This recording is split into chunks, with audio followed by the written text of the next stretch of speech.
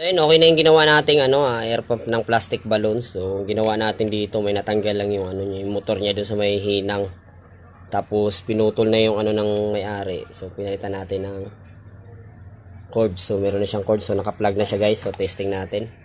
Okay na yung ginawa natin. So, ganyan lang talaga pagka trouble nyo lang yung mga linya. Ayun, gumagana na siya, guys. So, check natin kung may hangin talaga. Baka sabihin nyo daya eh. So, nakita natin to. Ayan.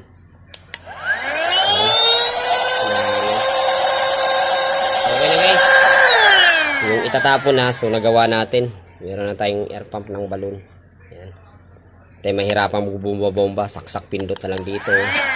Gana na siya. Yung dito na yung vlog ko, guys. Sana may kayo. Tingnan nyo na sa timeline nito yung full video nito, guys.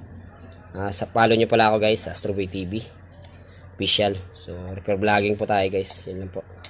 Maraming salamat. Ingat po kayo. God bless.